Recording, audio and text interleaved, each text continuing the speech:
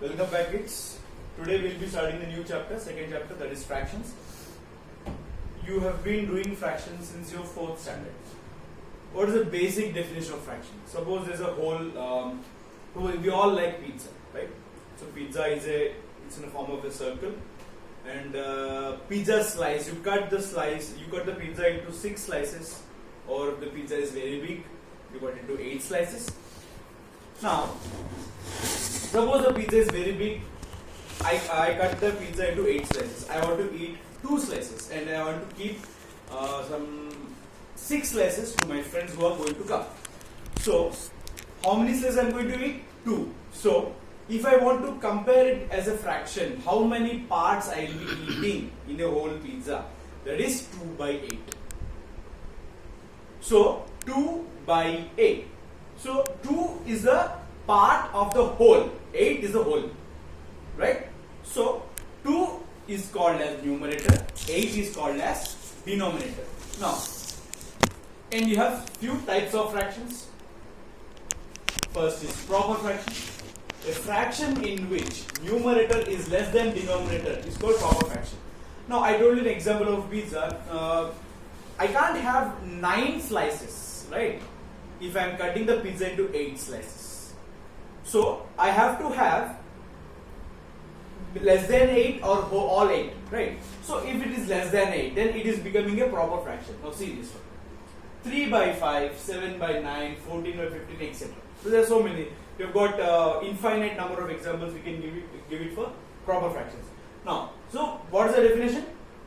If the numerator, means the upper part, is less than the denominator, lower part, then this particular fraction is called as proper fraction.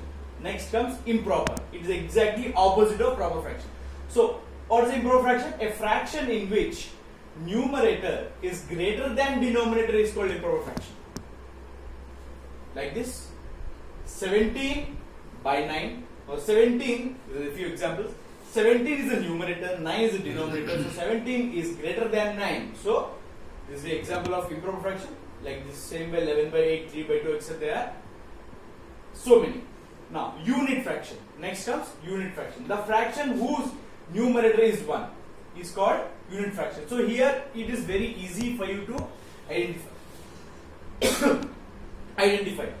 The denominator can be any number. There is no rule the denominator has to be some particular number, but the numerator has to be only 1. If the numerator is 1, then that fraction with any number as a denominator is called as unit fraction. So these are few examples: 1 by 2, 1 by 3, so on, etc. Next, mixed fraction. Okay, now there are this not only example I have written here. This I will tell you one more way to find, to calculate, to form a mixed fraction. First, let's see the definition here. A fraction which is expressed as the sum of a natural number and a proper fraction is called as mixed fraction. So, you know what are natural numbers? Like 1 to infinite. So, they are all natural numbers. And proper fraction is these fractions. So, suppose you are adding a natural number and a proper fraction, you will get a mixed fraction. Not only that, I told you there is one more example or one more way to find the mixed fraction is by converting this improper fraction. When I start the explanation of problems, you will get to know how I am converting, like dividing and everything, how to convert the dividend, the divisor, the quotient and remainder, transformation of that improper into mixed fraction. So what is the first definition? Sum of a natural number and a proper fraction is called as mixed fraction. And one more is converting the improper fraction into mixed fraction. Next comes decimal fraction. You all know what is a decimal. Suppose if the denominator of a fraction is in the form of 10, 100, 1000, 10,000, lakh, and so on.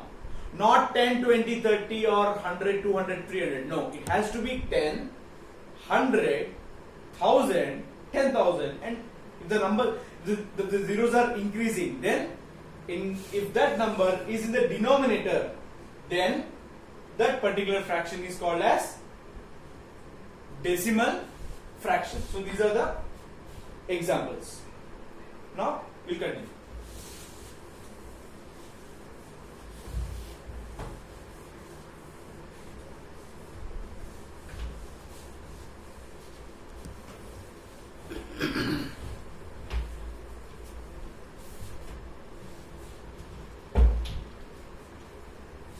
Next comes equivalent fractions.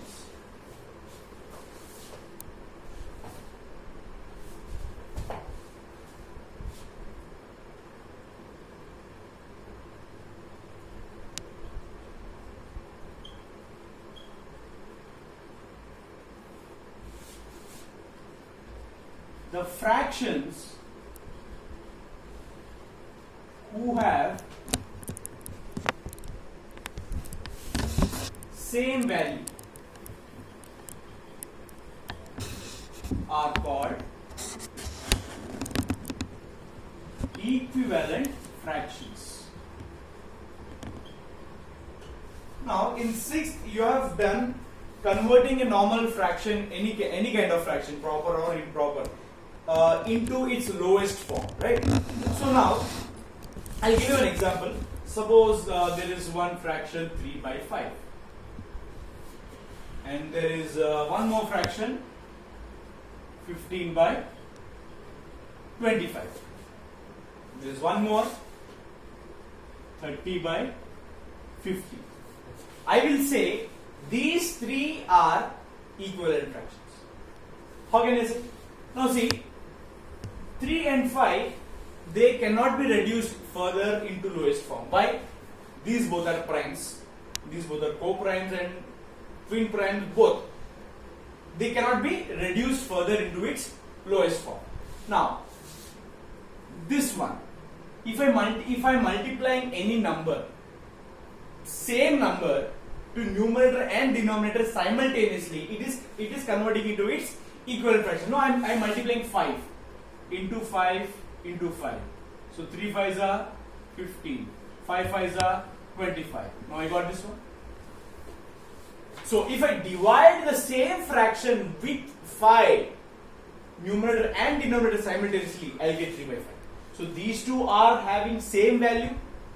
Now same goes with this. Now suppose if I'm multiplying 3 by 5 into 10 into 10. So this will be 3 tens are 30, 5 tens are 50.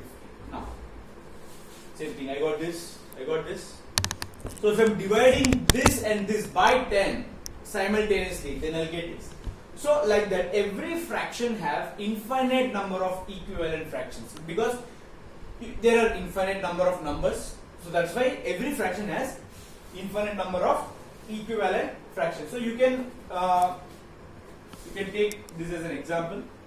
Okay. Now let's continue next. Like fractions.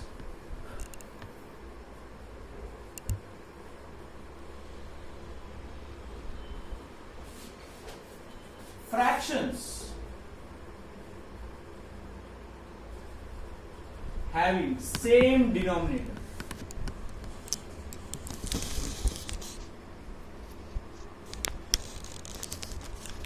are called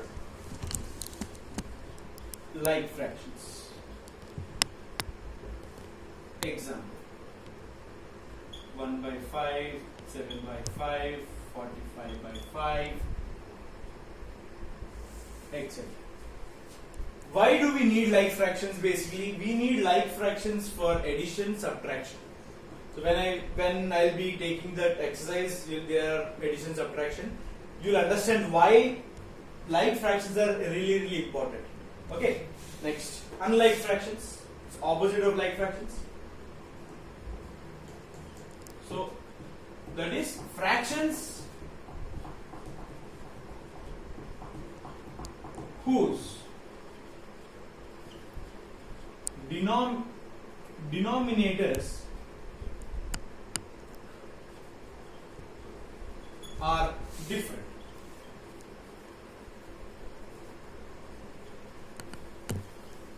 Are called unlike fractions.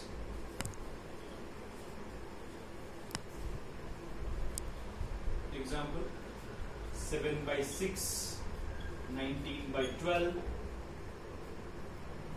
minus 45 by 2, etc. So all these three are having different denominators. Now, these two are basically based on their denominators.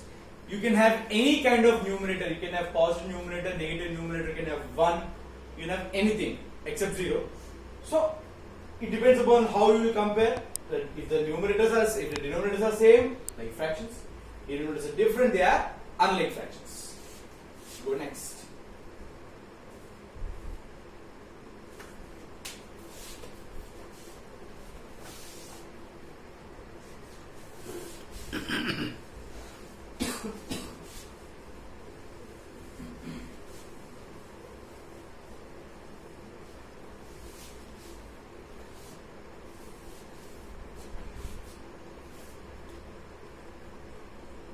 Next is comparing the fractions.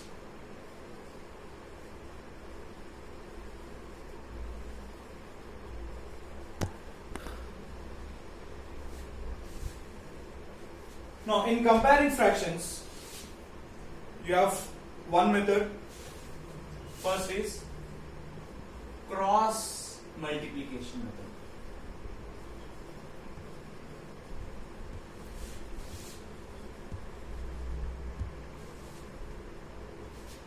Now, first thing you should remember, comparison of fractions. Suppose when you're comparing two fractions, suppose they are like fractions. What are the like fractions? Denominators are same. So when you're comparing two like fractions, you have to just compare the numerators. Okay. When the denominators are same, you just have to compare the numerators. Then the numerator which is having higher value. Now I'll take these two as example. 1 by 5 and 7 by 5. Both are like, so I'll just eliminate this because I don't need. Now I'll check only 1 and 7.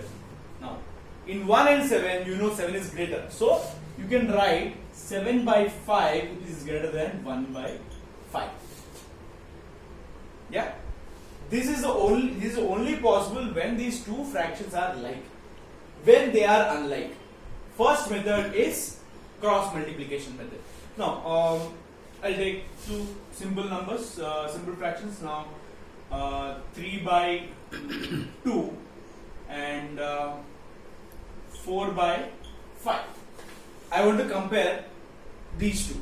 I want to see which fraction has got more value. Now, cross multiplication. I will multiply 3 into 5 and 2 into 4. So 3 5s are 15, 2 4s are 8. So 15 is greater than 8. Therefore, 3 by 2 is greater than 4 by 5. So by cross multiplication method, the number which is greater after multiplication, that particular side. Now 15 is on the left hand side, and left hand side you have 3 by 2. That's why 3 by 2 is greater than 4 by 5. Understood? Now this is possible only if you have two fractions. When you are comparing two fractions, then only you can do cross multiplication method. Now when you are doing ascending order or descending order, there is a different method. You will be taking the LCM of, you will be making all the fractions like fractions, and you will be comparing. Okay, now we'll see next.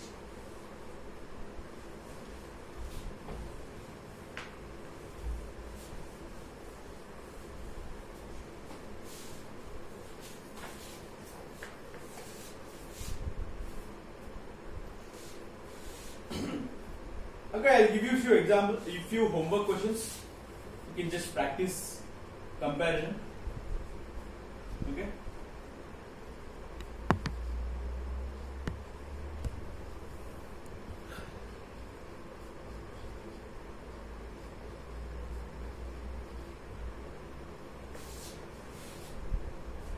Next, second method, converting unlike fractions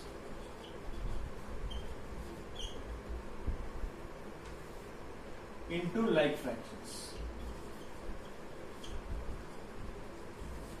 I will not do a different example so that you will be in little bit of confusion. I will take the same fractions. Okay. Now 3 by 2 and 4 by 5. I told you when you okay, I'll take one more. Okay, let us do with this. When I'll be doing descending order, then you'll understand if I have using 4 to 5 fractions at a time, how to convert it. Okay. First, these two, 3 by 2, 4 by 5. I told you, if you are comparing any two fractions, the fractions has to be like. No, they are unlike. Means their denominators are not same. So I want to convert. So LCM you have to take. LCM of 2 and 5. To convert unlike fractions into like fractions, you have to make the denominators same. So denominators are 2 and 5. So LCM of 2 and 5. So as as 2 and 5 both are prime, so LCM will be 2 into 5, that is 10. Yes. Now you have to multiply the same thing. Now 2 into 5, 3 into 5. To make 2 as 10 and multiplying 5, same number you have to multiply to the numerator also. Same thing. 5 into 2 and 4 into 2. The number which you are making, the denominator same number you have to multiply to the numerator also. So now again 3 5s are 15 by 10 and 8 by 10. See, you got the same answer. Therefore 3 by 2 is greater than 4 by 5. So these are the basically two methods to convert the comparing. There are two methods for comparison of fractions. Okay. In the next class, we will start the exercise.